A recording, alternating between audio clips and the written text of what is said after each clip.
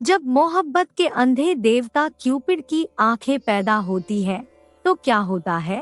एक हादसा। 5 से शहर शिवराग जाते हुए हमें कार का एक ऐसा खौफनाक हादसा पेश आया जिसने मेरी किताबे जिंदगी में एक अजीबोगरीब बाब का इजाफा कर दिया। मोटर कार की पिछली सीटें सामान से लदी हुई थी। चचा जाफर ने सामान का एक जुज्व बनकर पिछली सीट पर ढोए जाने की बजाय बेहतर समझा कि ड्राइवर को साथ न ले और उसकी सीट पर खुद रौनक अफरोज हो जाए। चुनांचे वो अगली सीट पर बैठे कार चला रहे थे और मैं उनके पहलू में दूरबीन लिए इधर उधर के मनाजिर देख रही और रास्ते का जायजा ले रही थी। जहाँ कहीं पुरखर रास्ता या कोई अचानक मोड़ नजर आता दिखाई देता, मैं उन्हें पहले से आगाह कर देती। एशियाई सुबह की खुशगवार खुनक हवा, पहाड़ी रास्तों की नाहमवार घाटियाँ, कहीं उबलते हुए चश्मे, कहीं बल खाती हुई नदियाँ, कहीं कोहसार की कासनी चोटियाँ, कहीं सर बुलंद सनोबर के मखरूती सिरे, इन तमाम चीजों ने हमें बेहद महजूज कर रखा था। दफतन मैंने दूरबीन से देखते हुए कहा, चचा चचा। एक और पुरखर मोड़ आ गया। रफ्तार जरा धीमी कर लीजिए। उफ, ये सियाहगार रास्ता भी बहुत नाहमवार है। चचा जान के मुंह में मोटा सा सिगार था। गोल गोल आवाज में बोले, तरद्दुद न करो। बहुत आहिस्ता चला तो ताखीर का अंदेशा है। हमें शाम से पहले शिवराग पहुंचना है। वहां वकील मेरा मुंतजिर होगा। उनका जुमला खत्म न होने पाया था कि आंखों ने वो देखा और हवास ने वो महसूस किया कि अलमान उल हफीज कार अचानक एक बड़े पत्थर से टकराई और पीछे ढलवा सड़क पर फिसलने लगी। फिर उसके बाद क्या हुआ इसका मुझे पता नहीं। मेरे हवास जैसे किसी अथाह तारीकी में डूब रहे थे। कार शायद किसी खड्ड में जा गिरी हो, शायद किसी पहाड़ से टकराई हो। मैं बेहोश हो चुकी थी। 2 तारीकी। 5 दिन कैसे गुजरे मुझे इसका मुतलक एहसास नहीं। पेशानी पर और सर की पुश्त पर ऐसी चोटें आई थी जिन्होंने मुझे बेसुध कर रखा था। इस पर शदीद बुखार ने हवास मुख्तल कर दिए थे। 5वें दिन जब मुझे कुछ होश आया और मैंने अपनी पलकें उठाने की एक नातवा कोशिश की तो देखा कमरे में एक गहरी तारीकी फैली हुई है। ऐसी बेरूह तारीकी जिसे मेरी आंखों ने पहले कभी महसूस न किया था।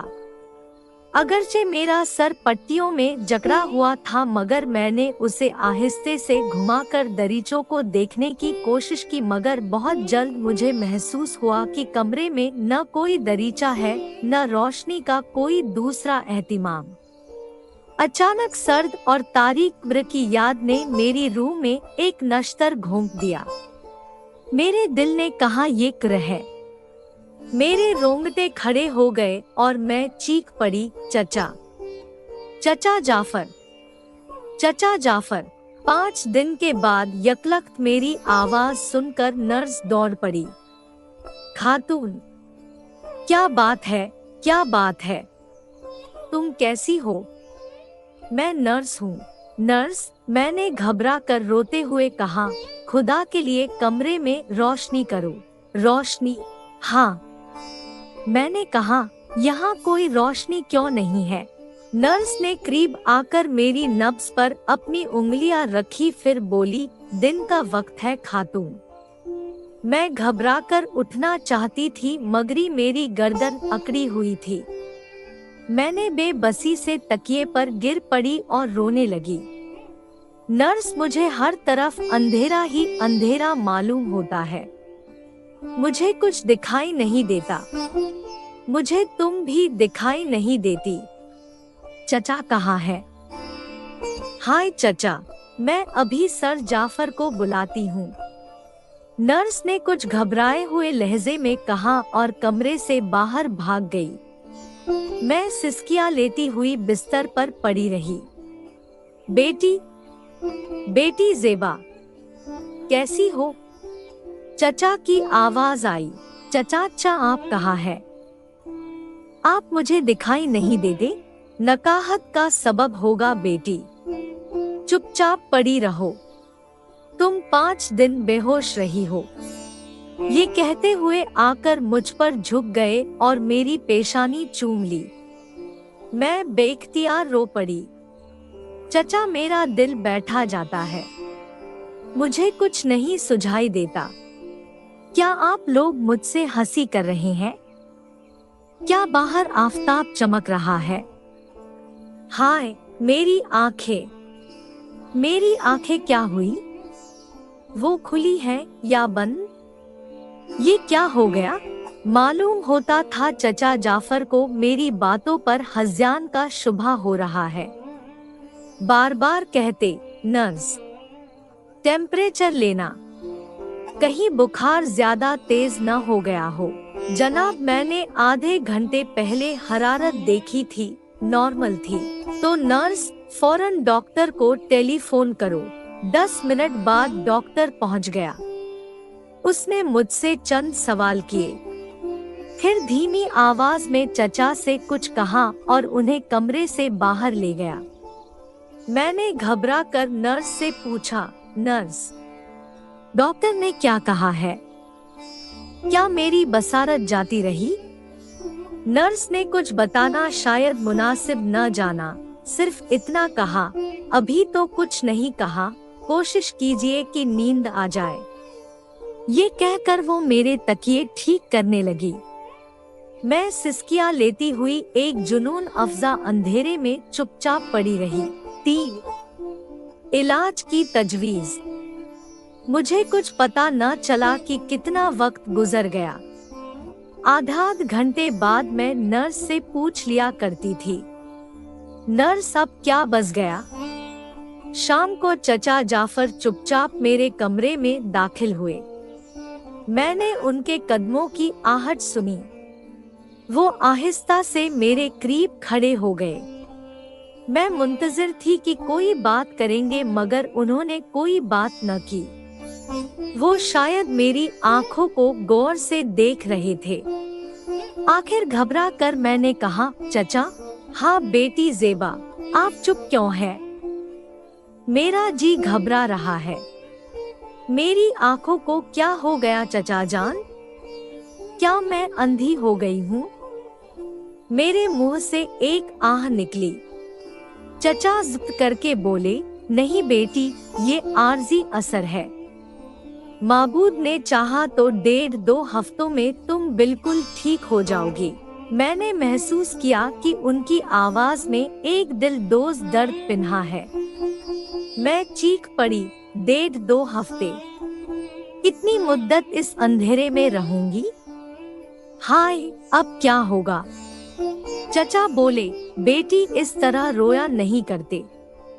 मैंने आज मशहूर डॉक्टरों से मिलकर मशवरा किया है। उन सबकी यही राय है कि डॉक्टर शीदी मशहूर माहिर चश्म है। उन्होंने बाज पैदाइशी नाबीनाओं तक को बसारत बख्श दी है। वो शिवराक से 300 मील के फासले पर रहते हैं और इतने मसरूफ आदमी हैं कि शायद ही कहीं बाहर जाते हैं। तो फिर वो यहाँ क्यों कर आएंगे चचा? ना आए तो हमें इनके वहाँ जाना पड़ेगा। मेरा दिल धक से रह गया। हाय, तो यूं कहिए, मुझे अंधों के हॉस्पिटल में रहना होगा। मैं अंधी हो गई, गोया जिंदगी की तारीकी में इधर उधर भटका करूंगी। कोई मेरा रफीक न होगा। मैंने अंधों के कई अफसाने पढ़े थे। उनकी नामुराद जिंदगी की बेरंग यकसानी से बखूबी वाकिफ थी। अब यही कैफियत मेरी होती नजर आ रही थी। न मैं किताबें पढ़ सकूंगी, न सुबह और शाम का हुस्न देख सकूंगी। मेरे दिल पर चोट सी लगी और मैंने अपना सर दूसरी तरफ फेर लिया। बेटी रो रही हो? नहीं चचा जान, मैंने जिद करके कहा। फिर ऐसी क्यों? उन्होंने मगमूम लहजे में पूछा। कुछ नहीं, थक गई हूँ बेटी, अफसुर्दा न हो, इंशाअल्लाह। डॉक्टर शीदी का जवाब आते ही इलाज शुरू हो जाएगा, या तो वो यहाँ आएंगे या मैं तुम्हें वहाँ ले जाऊंगा। अच्छा चचा जान। मैंने अपने ज़ख्मी जज्बात को चचा से पोशीदा रखने की कोशिश की। चचा जाफर कमरे से बाहर चले गए और मैं घबरा कर रोने लगी। मेरे लिए अब दुनिया में, इस वसीय और रोशन दुनिया में कुछ भी न रहा था। तारीकी, सिर्फ भाएं करती हुई तारीकी। शायद सामने का दरीचा खुला हुआ था, उसमें ठंडी निखत बेज हवा के झोंके कमरे में आ रहे थे। रात की चिड़िया बगीचे में सुबुक दिली से सीटियां बजा रही थी, मगर नहीं, न रंगीन फूलों को देख सकती थी जिनसे मुझे मोहब्बत थी, न खुशगुलू परिंदों को जिनसे मुझे इश्क था। तारीख जिंदगी। 4 मुआयना। डॉक्टर शीदी का जवाब आ गया कि वो यहाँ नहीं आ सकते। अलबत्ता हमको वहाँ आ जाने के लिए लिखा था। उसी शाम चचा और मैं और बड़ी बूढ़ी नर्स को फिरोज रवाना हो गए। जो ही हम वहाँ पहुँचे, डॉक्टर शीदी के प्राइवेट सेक्रेटरी ने हमें एक बड़े हॉल में बिठा दिया। थोड़ी देर बाद दरवाजा खुला। एक निहायत शीरी मर्दाना आवाज आई, तस्लीम सर जाफर। चचा की आवाज आई, तस्लीम, ये मेरी भांजी और आपकी मरीजा है। डॉक्टर ने मेरी तरफ देखा होगा, ऐसा मालूम होता था। वो मेरे करीब ही एक कुर्सी पर बैठ गया। हल्की हल्की खुशबू कमरे में फैली हुई थी। चचा हादसे की तफसील बयान कर रहे थे। मैं चुपचाप एक कोच पर बैठी पागलों की तरह एक बेबसी के आलम में सर इधर उधर फेर रही थी। मेरे लिए उस नए मकाम में सिवाय नई आवाजों और नई खुशबुओं के और कुछ न था। अपनी महरूमी और नामुरादी का दर्द दिल में लिए उकताई हुई बैठी थी। दफतन चचा की आवाज आई, बेटी ज़ेबा, डॉक्टर शीदी तुम्हारी आंखों का मुआयना करना चाहते हैं, उनके साथ चली जाओ। मैं चुपचाप उठ खड़ी हुई। इजाजत दीजिए कि मैं आपको सहारा देकर ले चलूं, डॉक्टर शीदी ने कहा। उसकी आवाज गैर मामूली दिलफ्रेब और सुरीली थी। मैं चुपचाप डॉक्टर के सहारे जिधर वो ले गया चली गई। मुझे सिर्फ इतना मालूम हुआ कि एक दरवाजा उसने खोला और हम दोनों उसमें दाखिल हो गए। डॉक्टर ने मुझे एक कुर्सी पर बिठा दिया। खातून, मैं आपकी आंखों पर शुआएं डालकर देखना चाहता हूँ कि आप एक हल्की सुर्ख सी रोशनी महसूस करती है या नहीं। ये कहते हुए वो मेरी कुर्सी की पुष्ट से लगकर खड़ा हो गया और झुककर मेरा सर कुर्सी की पुष्ट पर रखकर पेशानी के बाल हटा दिए। मैं अपनी आंखें बंद कर लूं? जी हाँ, अगर आप कोई रोशनी महसूस करे तो मुझे बता दीजिए। लेकिन डॉक्टर, बेसाख्ता मेरी ज़बान से निकला, अगर मैंने कोई रोशनी महसूस न की तो क्या होगा? क्या हमें हमेशा के लिए अंधी? मेरी आंखों से आंसू निकल पड़े। रहम दिल डॉक्टर मुतासिर हो गया। उसने मेरी तस्कीन के लिए मेरी गर्म पेशानी पर अपना शफकत भरा हाथ रख दिया। बोला, बानो, अगर खुदा को यही मंजूर है कि आपकी बसारत आपको वापस न मिले तो मजबूरी, लेकिन आंख रखते हुए भी जिंदगी को तारीक बना लेना और बगैर आंखों के भी जिंदगी को रोशन रखना इंसान के अपने हाथ में होता है। उन फलसफियाना बातों पर गौर करने की मुझ में हिम्मत नहीं थी। मैं बेबसी के आलम में रो पड़ी। मगर डॉक्टर, बगैर आंखों के सारी जिंदगी कैसे कटेगी? मैं कोई किताब नहीं पढ़ सकती, कोई खुशनुमा मंजर नहीं देख सकती। अब क्या होगा डॉक्टर? डॉक्टर ने मेरे सर पर आहिस्ता से हाथ फेरते हुए कहा, खातून खौफ न कीजिए, मैं पूरी कोशिश से आपका इलाज करूंगा, लेकिन अगर कुदरत को यही मंजूर हुआ कि आप अपनी जिंदगी तारीकी में काटे तो उसका इंतजाम यूं भी हो सकता है कि आपकी कुव्वत सामिया के लिए दिलचस्पियां मुहैया की जाएं। आप हसीन चीजों को देख न सकेंगी मगर खूबसूरत अल्फाज सुन सकेंगी। हसीन राग आपका दिल बहलाएंगे। डॉक्टर ने आहिस्ते से मेरा सर कुर्सी की पुश्त वाली कुशन से लगा दिया और मुझसे कहा कि उसकी तरफ देखो। अपने असिस्टेंट की इमदाद से, जो बहुत खामोश नौजवान मालूम होता था, वो देर तक मेरी आंखों का मुआयना करता और मुझसे तरह तरह के सवाल पूछता रहा। आखिर कुछ देर बाद इत्मीनान बख्श लहजे में बोला, खातून ज़ेबा, मेरा ख्याल है कि मायूस होने की कोई वजह नहीं।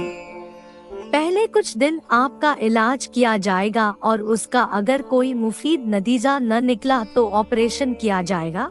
मैं दोनों के लिए तैयार हूँ डॉक्टर, मैंने कहा। फिर हम कमरे से बाहर निकल आए। 5 मरीज और मुआलिज। डॉक्टर शीदी के ज़ेरे इलाज मुझे 2 हफ्ते गुजर गए। चचा जाफर जैसे मसरूफ आदमी का अपने शहर से बाहर रहना बहुत मुश्किल था। चुनाचे वो बूढ़ी नर्स को मेरे पास छोड़कर रुखसत हो गए थे। मेरी आंखों की अब तक वही कैफियत थी। जिंदगी एक दुख भरी तारीकी में गुजर रही थी। वही चंद लम्हे मेरे लिए खुशगवार होते थे जब डॉक्टर शीदी मेरे पास आ बैठते और किसी पुरलुत्फ मौजू पर गुफ्तगू छेड़कर मुझे उसमें ऐसा मुनहमिक कर लेते कि सिवाय एक ज़हनी मसरूफियत के मुझे और किसी बात का एहसास न रहता। वो उमूमन ऐसे मौजू पर गुफ्तगू करते या इनमें मेरी दिलचस्पी पैदा करते जिनके मुतल्लिक आंखें रखने वाले भी तखील ही की आंखों से काम ले सकते हैं। आगाज आफरीनश, हीम तहजीबे, यूनानी फ़लसफ़ा, नफ्सियात और उसी किस्म के दूसरे मौजुओं पर वो कोई बात छेड़कर मेरे तखील को एक रास्ता सुझा देते और मैं उनके मुतल्लिक अपनी बिसात के मुताबिक बात में से बात पैदा करती रहती। और ना मालूम फिलवा का ऐसा था या महज मेरी हौसला अफजाई की गर्ज से डॉक्टर उमूमन मेरी ज़हानत और अंदाज़े फ़िक्र की बहुत दाद देते। ये ख्याल अफरोज सोबते लजीज भी होती है और तवील भी। शायद मेरे अलावा खुद डॉक्टर भी उनसे कम लुत्फ अंदोज न होते थे। थोड़े ही दिन बाद वो अपनी फुर्सत का सारा वक्त बल्कि बाज औकात अपना काम अपने असिस्टेंट के सुपुर्द करके मेरे पास आ बैठते और कोई गुफ्तगू वहीं से शुरू कर देते जहां पिछली सोबत में हमने उसे खत्म किया था। ख्याली बातें न करते तो मेरे एहसासात का ख्याल रखते हुए उनकी आंखें मेरी आंखों का काम सर अंजाम देती और वो आसपास की एक एक चीज जिसे देखने की मैं ख्वाहिश करती बड़ी तफसील से मुझसे बयान करने लगते। रफ्ता रफ्ता मुझे एहसास होने लगा कि अलावा मुझसे हमदर्दी होने के डॉक्टर के दिल में मेरी कद्र भी पैदा होती जा रही है। डॉक्टर के रुखसत हो जाने के बाद बाज औकात मुझे बहुत देर तक अपनी नाबीनाई का एहसास तक न होता। मेरे तखय्युल के लिए सोचने और गौर करने को हमेशा कुछ न कुछ मौजूद रहता था, लेकिन जब कभी अमली जिंदगी का कोई वाकया मुझ में अपनी नाबीनाई का एहसास ताज़ा कर देता तो उस तमाम खुद फरामोशी की कसर निकल जाती कि फिर तकान के सिवा और कोई शय मेरे लिए बाइसे तस्कीन न बन सकती। एक शाम दरीचे के पास कोच पर बैठी थी। सर दरीचे के बाहर निकाल रखा था। दरख्तों पर बुलबुलों के नगमे सुनाई दे रहे थे कि यकायक मुझे एक सुरीली तान सुनाई दी और फिर एक खास भीनी भीनी खुशबू आई। मालूम हो गया कि डॉक्टर शीदी मेरे करीब ही कहीं होंगे, क्योंकि जब कभी वो आते यही खुशबू कमरे में फैल जाती थी। उसी वक्त डॉक्टर की आवाज आई। मैं आपको दरीचे में देखकर इधर आ निकला। मैं यहाँ चिड़ियों के नगमे सुन रही थी डॉक्टर। क्या अभी अभी आप ही कोई मिसरा गुनगुनाते जीने पर चले आ रहे थे? जी हाँ, वो मैं ही था। कितना प्यारा राग था। मेरी ज़बान से निकला। जब से बसारत गई मेरी कुव्वते सामिया तेज होती जा रही है डॉक्टर। क्या आफताब गुरूब हो गया? डॉक्टर मेरे करीब आकर खड़े हो गए, फिर कहा, अभी अभी गुरूब हुआ है। मेरा ख्याल है किसी तरफ को चांद तुलू हो रहा होगा। आइए मैं आपको बाग में ले चलूं। मैं फौरन तैयार हो गई। उसने मुझे अपने हाथ का सहारा दिया। डॉक्टर शीदी दराज कद और मजबूत आदमी मालूम होते थे। उनकी आवाज भी बहुत दिलफरेब थी। जिस वक्त हम दोनों बाग के जीने पर उतर आए, अचानक मेरा दिल धड़कने लगा। यकीनन वो बहुत खूबसूरत भी होगा। मेरा दिल बेख्तियार चाहने लगा कि उसकी शक्ल देखूं। हम 2 मिनट बाग के जीने पर चुपचाप खड़े रहे। फिर डॉक्टर शीदी ने कहा, अब चांद तुलू हो रहा है। बगीचे पर उसकी हल्की हल्की रोशनी कांपने लगी। चांद बहुत सफेद है, न बहुत ज्यादा। पत्ते भी हिल रहे हैं।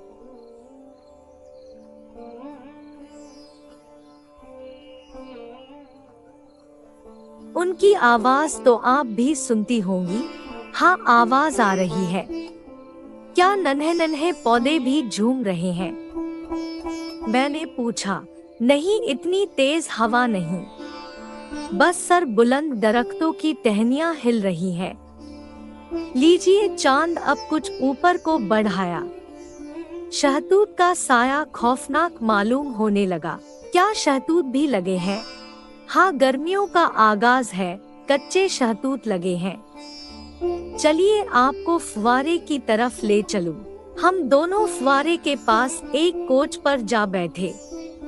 वो कहने लगे, फुवारे पर एक औरत की गर्दन तुरशी हुई है। औरत की दोनों आंखों में से पानी निकल रहा है, गोया आंसू बह रहे हैं। मैं बोल उठी, आह कितना अलमनाक तखीउल है। न जाने ऐसा बुत क्यों तराशा गया। चांद की किरणें नन्ही नन्ही बूंदों पर चमकने लगी।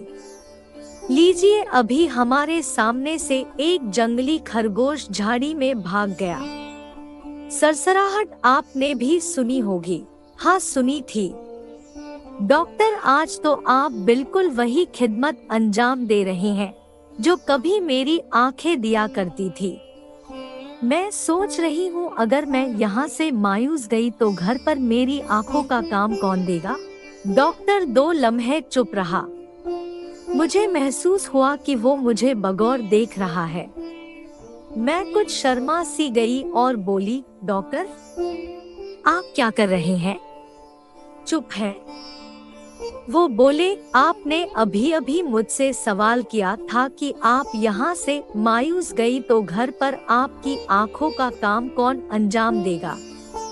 तो खातून, आपको जो बेहतरीन दोस्त होगा उसका सबसे बड़ा फर्ज यही होगा कि आपकी आंखों का काम दे।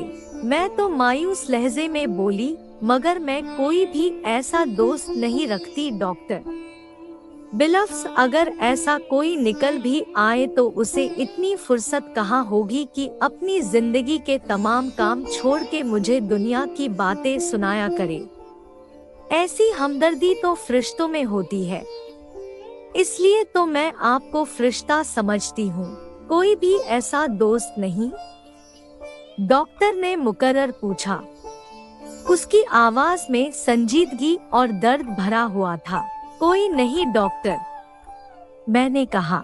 क्या ये खिदमत मैं अंजाम दे सकता हूँ? मैं हैरान हुई। क्या? कौन सी खिदमत? यही कि जिंदगी भर आपकी आंखों का काम मेरे अल्फाज दे सके। जिंदगी भर? मैंने हैरान होकर पूछा। हाँ, ये क्यों कर मुमकिन है?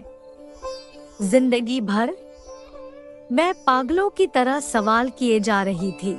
मेरी हैरत अभी खत्म न हुई थी कि डॉक्टर शीदी ने अपना एक हाथ मेरे कंधे पर रख दिया और भारी आवाज में बोले, ज़ेबा, मैं जिंदगी भर इस खिदमत को अंजाम दूंगा। मुझे तुमसे मोहब्बत है।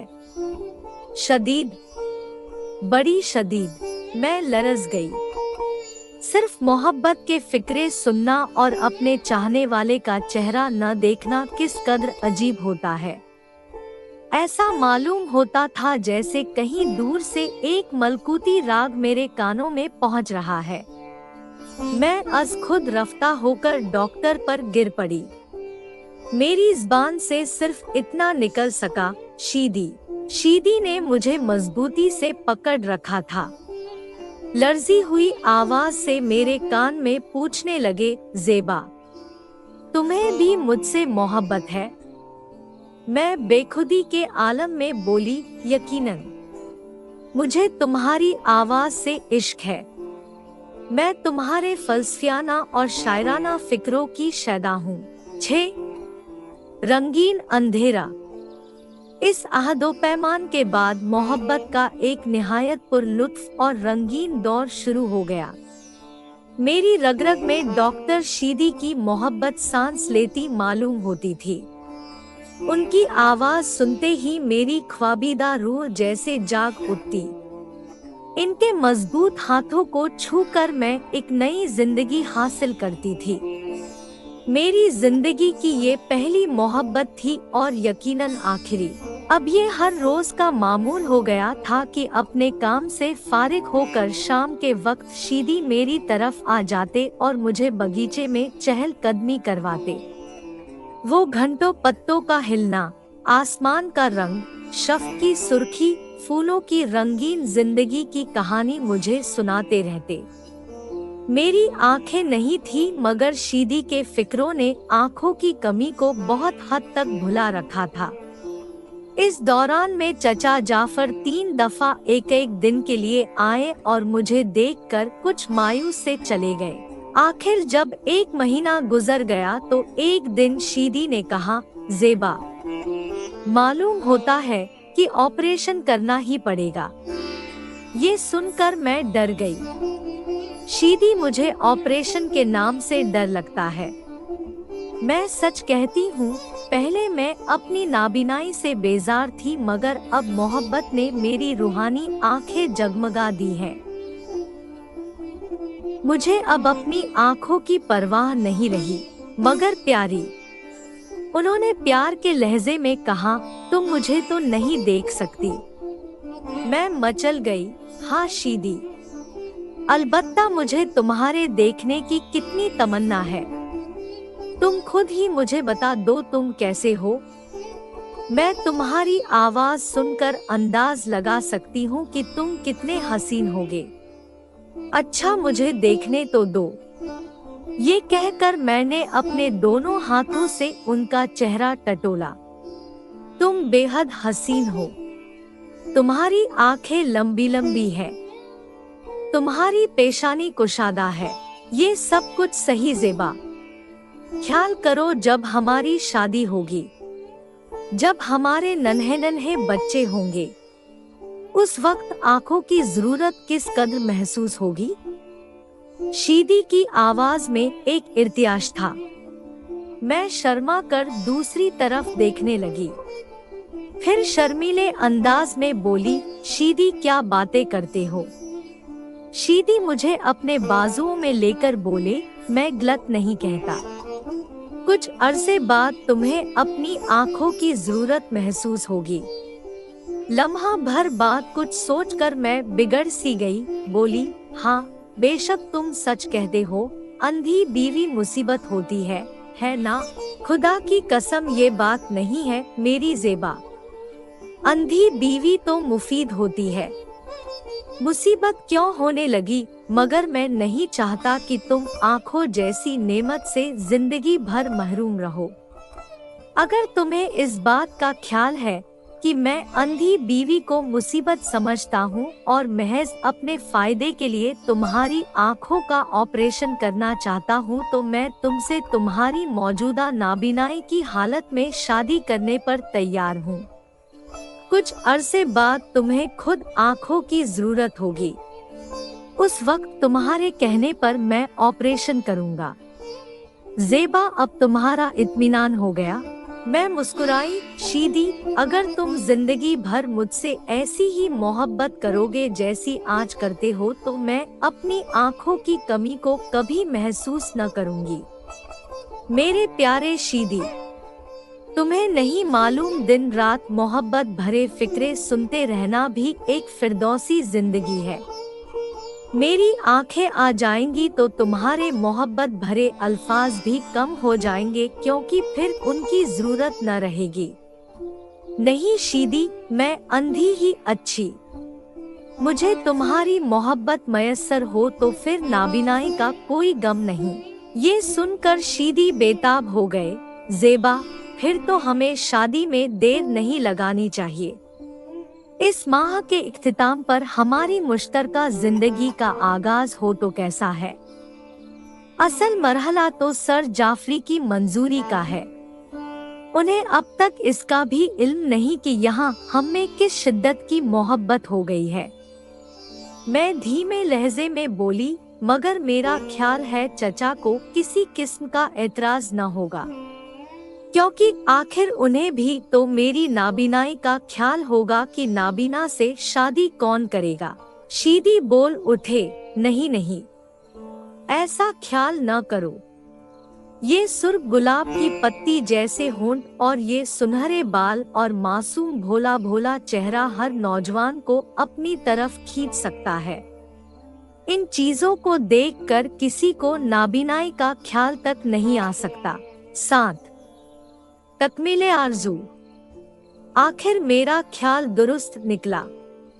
यानी जब डॉक्टर शीदी ने चचा से मेरे लिए दरखास्त की तो उन्होंने फौरन मंजूर कर लिया, मगर इतना जरूर कहा, डॉक्टर शीदी, जो कुछ आप करना चाहते कुछ दिनों गौर करके कीजिए।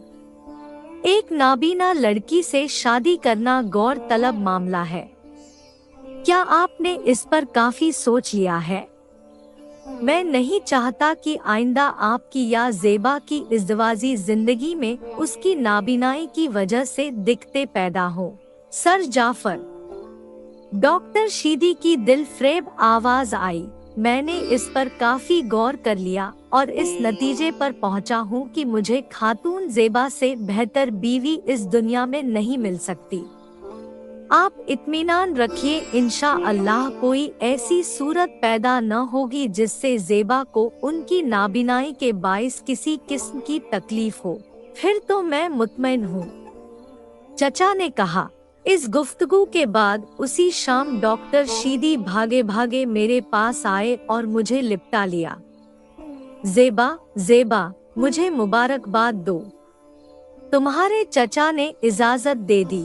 15 दिन बाद अप्रैल के आखिरी हफ्ते की एक खुशगवार शाम हमारा अक़्द निहायत खामोशी से हो गया।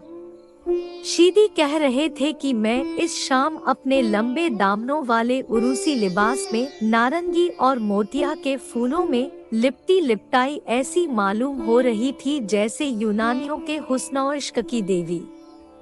हमने अपने अमेरूसी एक चमकीले साहिल पर बसर किए। वो मेरी जिंदगी का इंतहाई पुरलुत्फ और रंगीन ज़माना था। मुझे अपनी नाबीनाई का ज्यादा सदमा न रहा था, मगर मैं महसूस कर रही थी कि शीदी की दिली तमन्ना ये थी कि मेरी बसारत बहाल हो जाए और एक चाहने वाले की यही तमन्ना होनी चाहिए। चुनांचे एक दिन जब मैं दरीचे में खड़ी समुद्री हवा से लुत्फ अंदोज हो रही थी, वो आ गए और कहने लगे, ज़ेबा, जिंदगी के हर लम्हे पर ऐसा शुभा होता है जैसे हम फिरदौस में बैठे हों। आज तुम्हारी आंखें होती तो ये ख्लिश न रहती जो मेरे दिल में खार बनकर खटक रही है। मैं मुस्कुरा कर बोली, अगर मेरी नाबीनाई का सदमा हमारी मसरत में खलल अंदाज हो रहा है तो मैं ऑपरेशन के लिए तैयार हूँ शीदी। क्या वाकई? हाँ शीदी, बिल्कुल। तुम बड़ी अक्लमंद लड़की हो ज़ेबा। सोचो, तुम्हारी आंखें आ जाएंगी तो हमारी जिंदगी किस कदर रोशन होगी। इसका ख्याल वफूर सरत से मुझे पागल बना देता है। तुम मुझे देख सकोगी, अपने शौहर को? मैं बेताब होकर बोली, अल्लाह, वो वक्त कितना मुबारक होगा।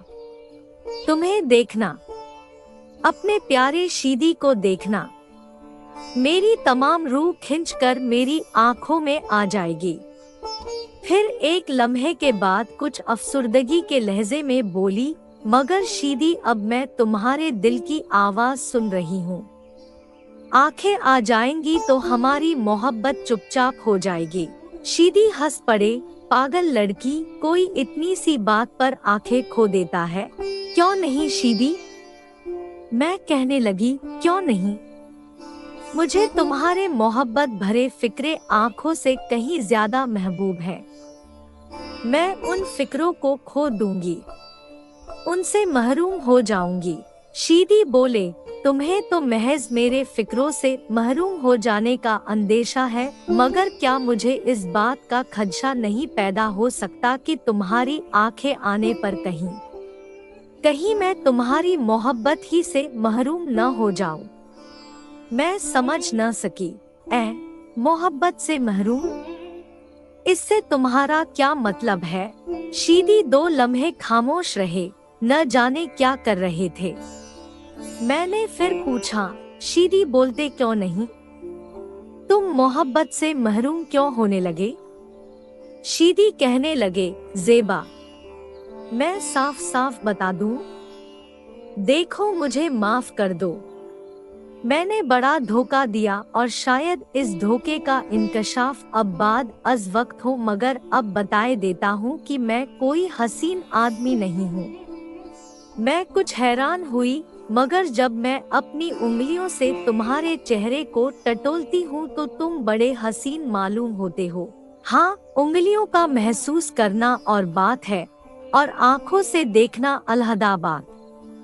अब तुम मुझसे मोहब्बत करती हो, इसलिए भी मैं तुम्हें हसीन मालूम देता हूँ। आंखों से देखने के बाद न मोहब्बत होगी न मैं हसीन मालूम होऊंगा। शीदी हल्की हंसी हंस पड़े। जो शख्स हंसी इतनी होशरुबा और मूसीकी आमेज हो वो बदसूरत हो सकता है। कहने लगे, देखा, आखिर डर गई ना? लेकिन ज़ेबा, मेरी बदसूरती तुम्हें अंधा नहीं रख सकती। एक वफादार शौहर इतना खुदगर्ज नहीं हो सकता। वो अपनी बीवी के लिए हर कुर्बानी पर तैयार हो जाता है। ख्वाह मुझे देखने के बाद तुम मुझसे नफरत ही करो, मगर मैं जरूर तुम्हारी आंखों का ऑपरेशन करूंगा। ये कहते हुए वो मुझे सहने बाग में ले आए। मैं कुछ सोचने लगी। बगीचे में सन्नाटा था। दरीचे के पास एक नन्हा सा परिंद गा रहा था। समंदर की मौजों की आवाज मुसलसल आ रही थी। बड़ी देर बाद मैंने सर उठाया। शीदी, तुम कहाँ हो? अंधेपन के बाद इस सवाल की मुझे आदत हो गई थी। फिर बोली, तुम यकलख्त चुप हो गए। क्या सोच रहे हो प्यारी? मैं ये सोच रहा था कि जब मोहब्बत के अंधे देवता की आंखें पैदा होती है तो क्या होता है। मैंने एक गहरी सांस ली। शीदी, तुम बड़े बदगुमान आदमी मालूम होते हो। मुझे तुम्हारे हुस्न या बदसूरती से यकीनन मोहब्बत नहीं, मुझे तुमसे मोहब्बत है। यकीन करो तुमसे। काश मैं अपना दिल खोलकर तुम्हें बता सकती। तुम मेरी आंखों का ऑपरेशन करो और देख लो।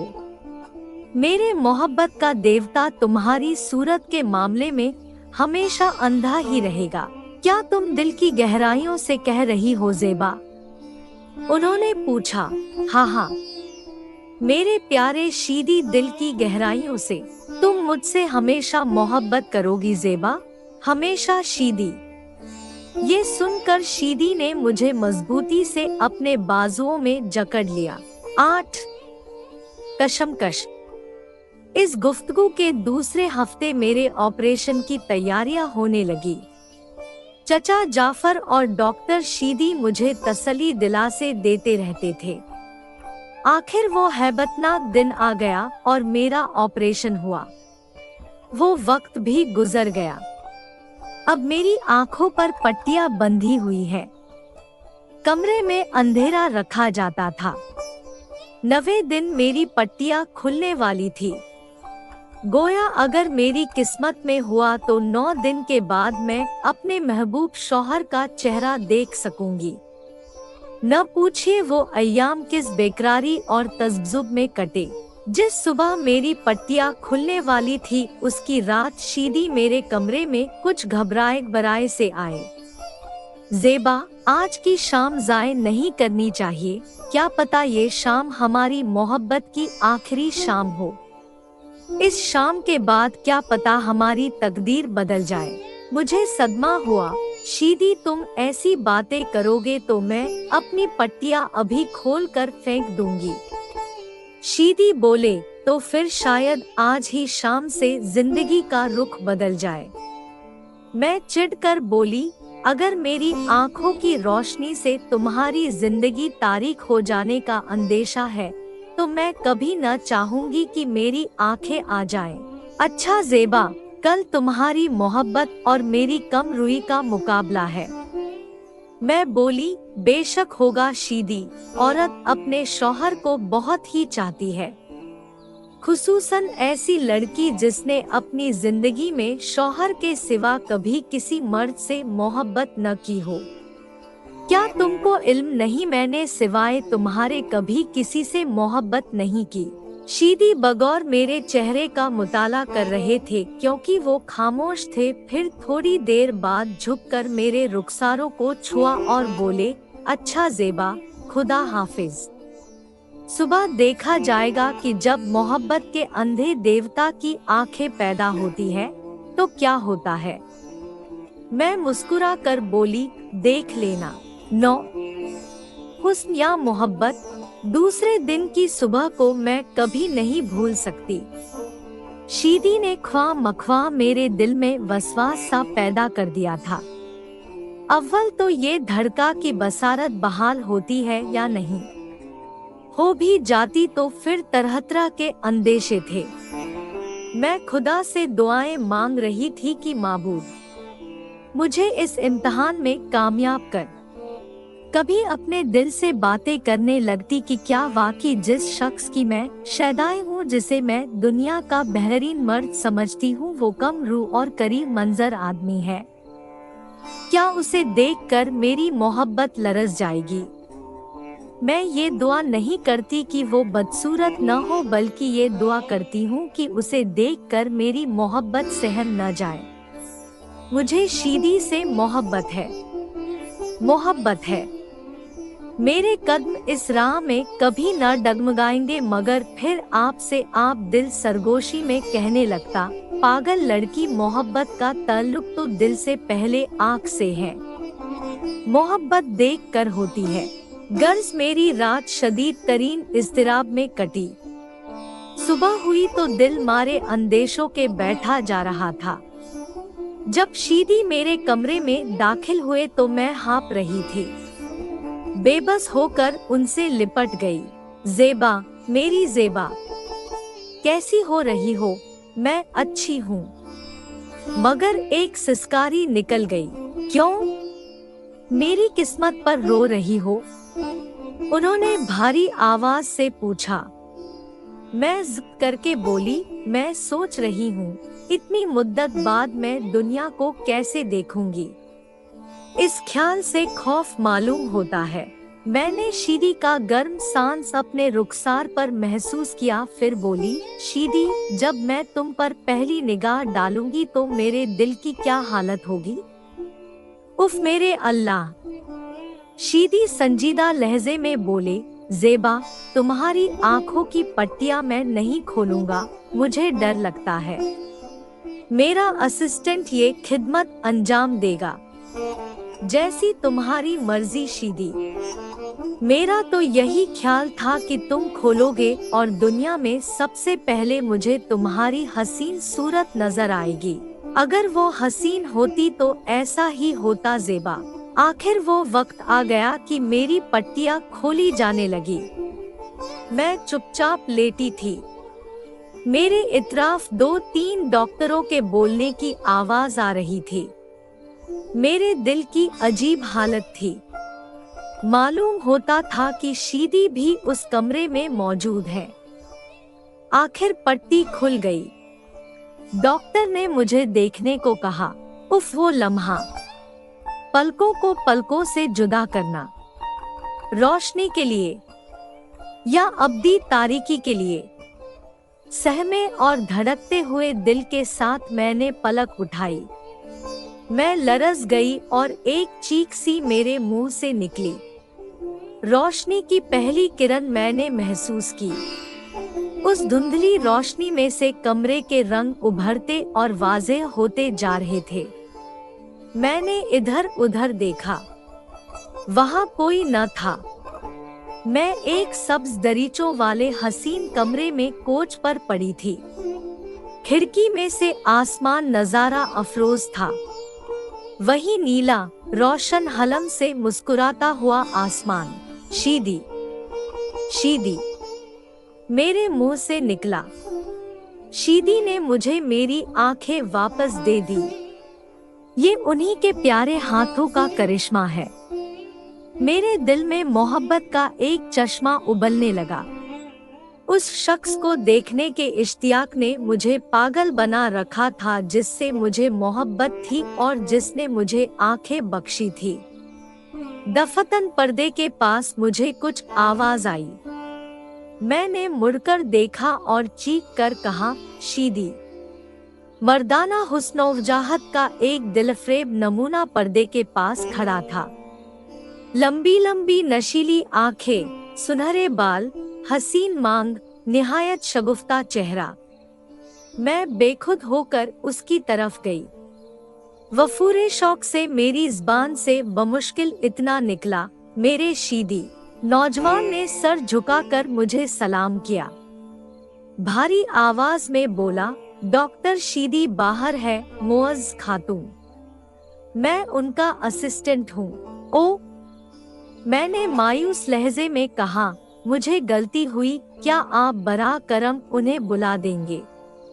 असिस्टेंट बोला, 5 मिनट में वो खुद ही आ जाएंगे। वो अपने इस वक्त के इज़्तिराब को मरीजों में मिटाने की कोशिश कर रहे हैं। मैं अपना इश्तियाक छुपा न सकी। असिस्टेंट, तुमको मालूम है कि मैं मुद्दत से अंधी थी। मैंने अपने शौहर का चेहरा कभी नहीं देखा। आप मुझे बता देंगे कि वो कैसे हैं? वो मुस्कुराया। वो मेंटल पीस पर डॉक्टर शीदी की तस्वीर रखी है, इधर आइए। मैं मेंटल पीस के पास गई और तस्वीर उठा ली। ये शीदी की, मेरे रफीके जिंदगी की तस्वीर है। मेरे अल्लाह, मेरे मुंह से एक आह निकल गई। ये एक 40 साला मर्द की तस्वीर थी। पेशानी फ्राक मगर नक्श निहायत भद्दे, चेहरे पर करख्तगी बरस रही थी। उस तमाम तस्वीर पर कुछ ऐसी बेरौनकी और बदसूरती छाई हुई थी कि मेरे पांव तले की जमीन निकल गई। सामने कदे-आदम आईने में अपना काहिदा मुजस्मा देखकर मैं लरज गई। मुझसी नाज़नीन औरत ये किस मर्द की मोहब्बत में गिरफ्तार हो गई? असिस्टेंट मुझे बगौर देख रहा था। बोला, भोली खातून, किस सोच में खड़ी हो? आपकी कुछ दिनों की नाबीनाई ने आपकी जिंदगी से बड़ी बदसलूकी की। जब डॉक्टर शीदी से आपकी शादी होने लगी तो कई बार मेरा जी चाहा कि किसी खुफिया तरीक पर आपको उनकी बदसूरती के राज से आगाह करूं, मगर आप जानिए डॉक्टर शीदी भला ऐसा मौका मुझे कब देने लगे थे? आखिर उन्होंने वही किया जिसका मुझे अंदेशा था। उनकी उम्र 40 साल की हो गई। उनकी तजर्रुद की जिंदगी की तमाम जिम्मेदारी उनकी शक्ल पर आयद होती है। इस इलाके की तकरीबन तमाम लड़कियों ने उन्हें बाइकॉट कर रखा है। आखिर आपकी बदनसीबी आपको यहाँ खींच लाई। मैं शशदर खड़ी थी और टकट की बांध कर उस हुस्न के देवता को देख रही थी जो मेरे सामने खड़ा था। ये बिल्कुल अफसानों के हीरो का सा हुस्न-ओ-जमाल रखता था। कुछ देर बाद मेरी नजर अपने शौहर की तस्वीर पर गई, मगर मुझे डॉक्टर शीदी से मोहब्बत थी, मोहब्बत है। मैंने जल्दी से कहा, आपकी मोहब्बत नाबीनाई की मरहूने मन्नत है। अब आप अपनी आँखों से मशवरा लीजिए। सच तो ये है खातून ज़ेबा, आपसी नाज़नीन लड़की को डॉक्टर साहब ने जैसे मकरूह इंसान के साथ देखकर मेरे दिल पर छुरियां चलने लगती हैं। आपको ऐसी बातें नहीं करनी चाहिए असिस्टेंट। मोहब्बत का दारोमदार हुस्न पर नहीं होता। नौजवान असिस्टेंट दिलफरेब आवाज में हंस पड़ा। ईमान से कहिए, आपको अपने शौहर की तस्वीर को देखकर मायूसी नहीं हुई? मैं बोली, इसके लिए मैं पहले से तैयार थी। शीदी ने मुझे खुद बता दिया था कि वो हसीन नहीं है, मगर मैं समझती थी वो उनकी शक्ल ऐसी तो न होगी। अगर आपको शुभा तो खिड़की से झांक कर देख लीजिए। वो बरामदे में एक मरीज को कुछ हिदायतें दे रहे हैं। मैं धड़कते हुए दिल से खिड़की की तरफ गई और झांक कर देखा। आह, मेरा दिल बैठ गया। वो तस्वीर से ज्यादा बदसूरत थे। क्या मैं इसी शख्स की परस्तिश करती हूँ? कोई औरत इससे मोहब्बत कर सकती है? मैं सर पकड़कर एक कोच पर बैठ गई। नौजवान असिस्टेंट सामने खड़ा था। उसने एक गहरे नीले रंग की कमीज पहन रखी थी। गहरे सब्ज रंग की निकटाई ज़ेबेगुलू थी। वो एक अफसानवी अंदाज में मुझ पर झुककर बोला, खातून ज़ेबा, आप बड़ी जल्दबाज लड़की है, मगर आपसे ज्यादा ताज्जुब मुझे आपके चचा पर होता है। उन्होंने आपको इस तारीख गार में क्यों फेंक दिया? क्या डॉक्टर की दौलत और सरवत ने उन्हें अंधा कर दिया था? मैं जल्दी से बोली, नहीं नहीं, सर जाफर को दौलत व हशमत की मुतलक परवाह नहीं। उन्होंने यही सोचा होगा न कि अंधी लड़की, ये जुल्म है, सरीहन जुल्म। असिस्टेंट ने कहा, आपसी हसीन लड़की अगर अंधी भी थी तो किसी को क्या परवाह हो सकती थी? मिसाल के तौर पर मैं खुद अपने आप को पेश कर सकता था। अगर आपसी अंधी बीवी मुझे मिल जाती तो मैं अपने आप को खुश नसीब। मैंने रोका, असिस्टेंट, क्या कहते हो? मैं तुम्हारे चीफ की बीवी हूँ। तुम बहुत नामाकूल शख्स निकले। माफ करना खातून ज़ेबा, मुझसे लग़्ज़िश हुई। मैंने रुखाई से कहा, अच्छा तो अब आप बरा करम डॉक्टर शीदी को बुलाएं, मैं उनसे मिलना चाहती हूँ। बहुत अच्छा। ये कहकर असिस्टेंट बाहर चला गया। 10 जब मोहब्बत के अंधे देवता की आंखें पैदा होती है।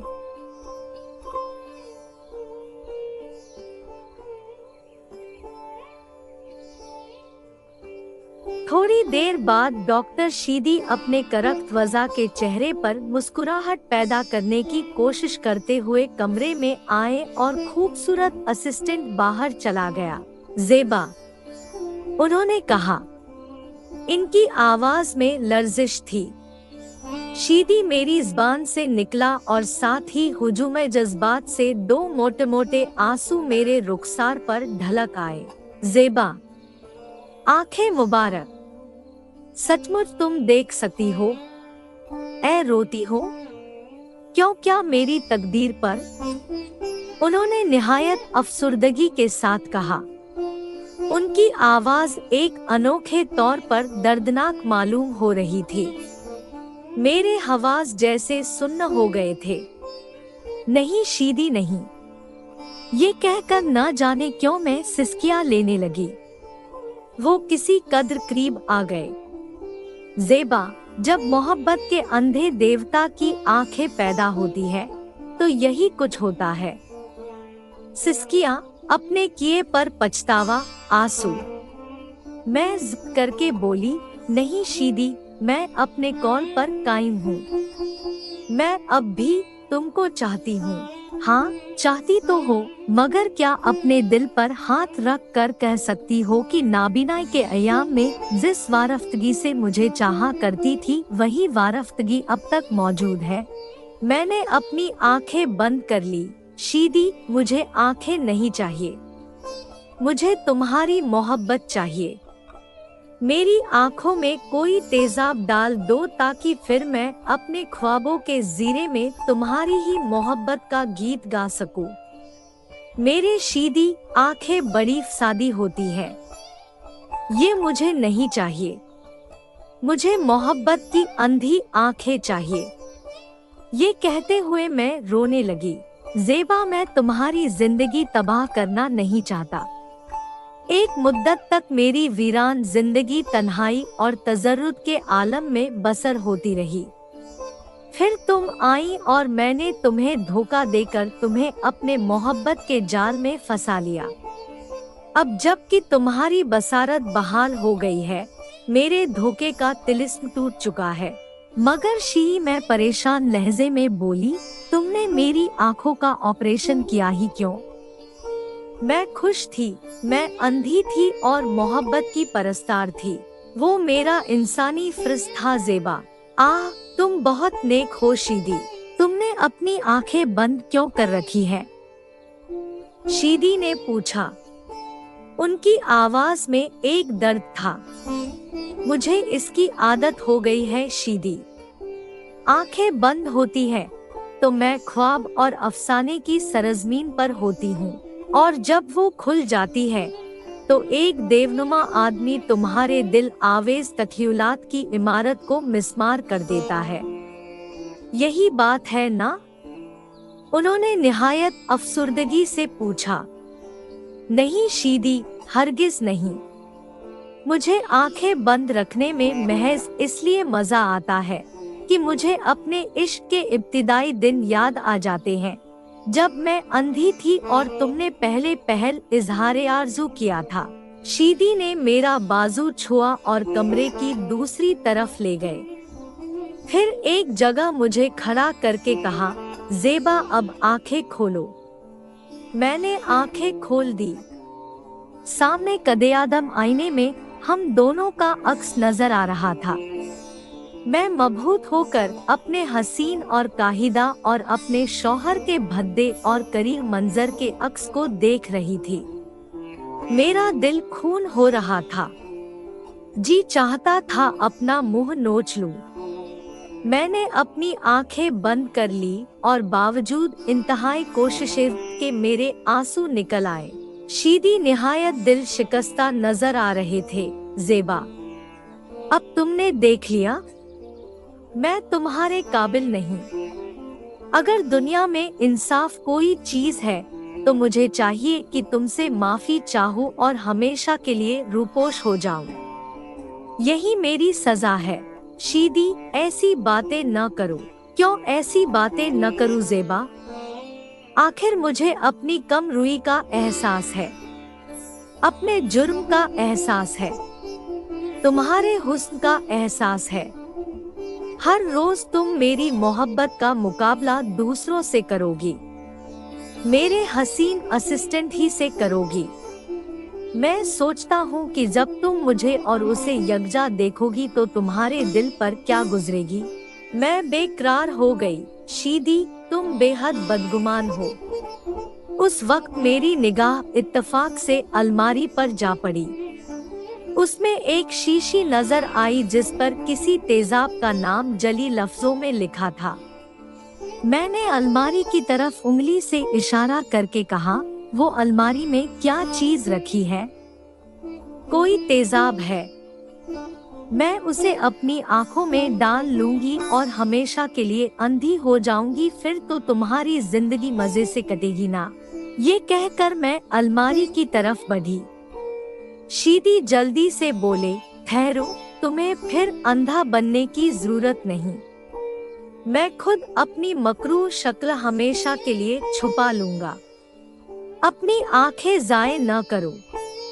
जब हुस्न देखने को मिल जाए तो आदमी को अंधा नहीं होना चाहिए। फिर वो दरीचे की तरफ गए और हल्की आवाज में कहा, असिस्टेंट। उसी वक्त असिस्टेंट अंदर दाखिल हुआ। वही हसीन चेहरा, वही मीठी मुस्कुराहट, वही दिल में घर करने वाली नशीली आंखें। मैंने अपना चेहरा फेर लिया। शीदी ने निहायत दर्द अंगेज लहजे में कहा, ज़ेबा, मैं इंसाफ पसंद हूँ। मैं समझ सकता हूँ, मैं तुम सी हसीन लड़की के नाकाबिल हूँ। शायद आंखें मिल जाने के बाद ये नौजवान तुम्हारा ज्यादा मौजू रफीक साबित हो सके। मैं हैरान होकर अपने शौहर को देखने लगी। मायूसी और सदमे से वो पागल हो रहे थे। मैंने रहम और बेबसी के लहजे में कहा, शीदी, तुम जो कुछ कह रहे हो उसे नहीं समझते। तुम्हारा दिमाग बेकार हो गया है। शीदी ने संजीदगी से कहा, ज़ेबा, मैं सब कुछ समझता हूँ, इसीलिए तो कह रहा हूँ, खुदा हाफिज ज़ेबा, मुझे माफ कर दो। ये कहकर उन्होंने एक आखिरी नजर मुझ पर डाली और बाहर चले गए। मैं चीख पड़ी, असिस्टेंट, असिस्टेंट, उन्हें बुलाओ। देखो, ये तेजाब की शीशी। मैं ये तेजाब अपनी आंखों में डाल रही हूँ। मैं अंधी हो रही हूँ अपने शौहर की खातिर। कहकर मैंने शीशी का कार खोल लिया। एक झटके के साथ शीशी मेरे हाथ से दूर जा गिरी और असिस्टेंट ने करीब आकर कहा, दीवानी हो गई हो? वो मकरूह शक्ल अब तुम्हारी जिंदगी से बाहर है। मुफ्त में अपनी आंखें क्यों खोती हो? शिद्दतन सरत से उसकी आवाज अजीब हो रही थी। क्योंकि असिस्टेंट, मुझे मोहब्बत चाहिए, सिर्फ मोहब्बत। डॉक्टर शीदी हसीन ना सही मगर मुझसे मोहब्बत करते हैं, दिली मोहब्बत। ऐसी मोहब्बत जिसने मेरी अंधी दुनिया को रोशन कर दिया था। मैं उस मोहब्बत को खो नहीं सकती। मैंने अपनी आंखें बंद कर ली। ज़ेबा, मेरी रूह कांप गई। ये किसकी आवाज है? डॉक्टर शीदी। मैंने आंखें खोली। असिस्टेंट? क्या अभी अभी डॉक्टर शीदी ने मुझे बुलाया था? मैं सच कहती हूँ, मुझे उन्हीं से मोहब्बत है। उन्हें बुलाओ, उन्हें बुलाओ। अपनी नशीली आंखों से मुझे न देखो। मेरी मोहब्बत हुस्न की मोहताज नहीं। मेरी मोहब्बत, उनकी अथाह मोहब्बत को पुकार रही है। मेरी तरफ देखो ज़ेबा। क्या मेरी आंखें तुम्हें मोहब्बत का सबक नहीं पढ़ा सकती? मुझे अपनी इन आंखों से न देखो, दिल की आंखों से देखो। शायद इस तरह तुम इसमें मेरी अथाह मोहब्बत को पा सको। अपनी आंखें बंद कर लो और मेरे चेहरे को टटोलो। मैं उस नौजवान को तक रही थी कि अचानक एक नए कांपते हुए एहसास से मेरा दिल जोर जोर से धड़कने लगा और न मालूम फितरत के किस इसरार पर, जोश इज़्तिराब के किस तकाजे पर मैंने आप अपनी आंखें बंद कर ली और तारीकी की कीम रफाकत में एक बार फिर मेरी ज़ीहिस उंगलियों के सिरे एक बेकरारी से उसके चेहरे के नक्शोनिगार टटोलने लगे।